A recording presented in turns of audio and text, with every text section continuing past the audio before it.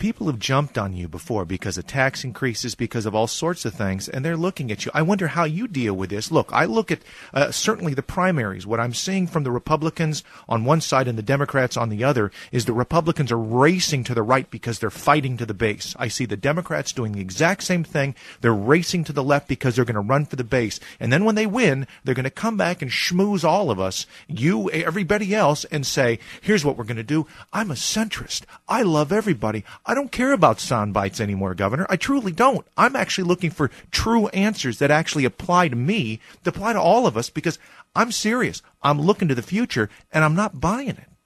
You know, I don't blame you, Jack, and I think if people read, for example, my book, Hope to Higher Ground, they're going to see that I take on issues very few Republicans touch. If they really want to find out, one of the reasons I get attacked from a lot of sides is because I do think that you don't just go in and play this ideological game. You have to make sure, for example, if you've got bad highways, fix them. If you've got bad schools, make them better. If you've got a lack of jobs that pay well, find out ways to get those jobs where people can make more money per hour than they used to. If they need training, see that it happens. That's what government ought to be doing. It ought not to do for people, but it ought to empower and enable people to do for themselves, and that's not what's happened. And so I'm more than happy for people to check me out thoroughly on MikeHuckabee.com, the book Hope to Higher Ground. There's a new article that just came out today on Newsmax.com that goes into some of these issues, like when I'm attacked on taxes and other issues. They'll find I cut taxes, didn't raise them. When I did, it was for specific things that the people of my state voted for. And, the truth, as the Scripture says, will set you free. Interesting that you bring that up. When we come back, let's talk about that. That's one of the things that I used to work right next to. I saw that scripture every day as I walked into CIA headquarters. We're talking with former Arkansas Governor Mike Huckabee. He's running for President of the United States. He's working towards the Republican nomination as we speak. When we come back, more with the governor here on The Jack Rice Show. This is today's 830 WCCO. You're listening to today's 830 WCCO. My guest, Governor Mike Huckabee, as he runs for President of the United States. I think back to walking into the CIA every day, and on the wall, inscribed in marble, is the quote that he just used, "Ye shall know the truth, and the truth shall make you free." And I think that's one of the things that we thought about when I was in the intelligence community. And I wonder, as a Baptist minister, frankly, politics may be one of the ugliest things I have ever seen. I wonder how those two actually apply. Well, in many ways, I've often said that some of the toughest politics I ever faced was church politics. I was asked in South Carolina one time if I was tough enough to be president. I said, well, you ever been to a Baptist business meeting on a Wednesday night? And the place understood it. There are a lot of Baptists there. But the reality is that I think having been a pastor prior to getting into politics, I saw life at a level few people see.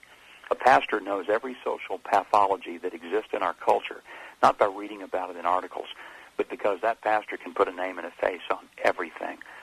Broken homes, broken families, broken lives, broken bodies, broken finances. You see it every single day, and you see it up close and personal.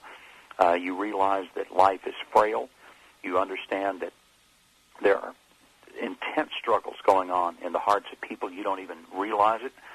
And I think it causes you to be much more sensitive that your solutions are not necessarily going to be harsh, partisan, ideological solutions. They're going to have to be practical and take into account that nobody's right all the time, nobody's wrong all the time. And one of the things that I did as a governor of the state where 86% of elected officials were Democrat, where overwhelmingly my legislature was more Democratic than Massachusetts, I had to realize that this is not about Democrats and Republicans. It's truly about people who wonder what they're going to do if their 8-year-old breaks his arm on the school playground today, and how will they pay their rent. I mean, people worry about those kind of issues every single day in this country. Men go to work wondering if this is the day they get the pink slip, and having worked for a company 25 years, they're going to find out that their CEO has sold them out. He gets a $100 million bonus. They lose their pension and their paycheck, and their job goes to China. I'm sitting here quietly because I recall that happening to my own father.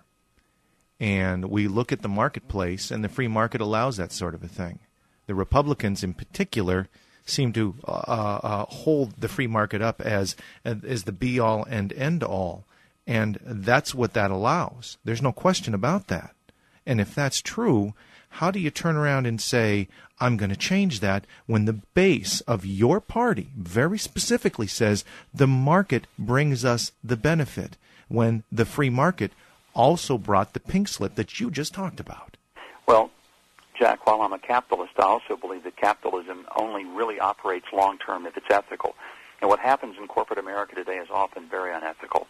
When people ask the pilots, the baggage handlers, the gate agents, the ticket handlers to take 40% pay cuts, and the executive gets a huge $100+ million bonus and steers the company into bankruptcy, that's not free market. Look, I'm here at Northwest Airlines up here in the upper Midwest, so we're seeing those very issues as we speak. Absolutely, and it's wrong. It's morally wrong, and let me just call it what it is.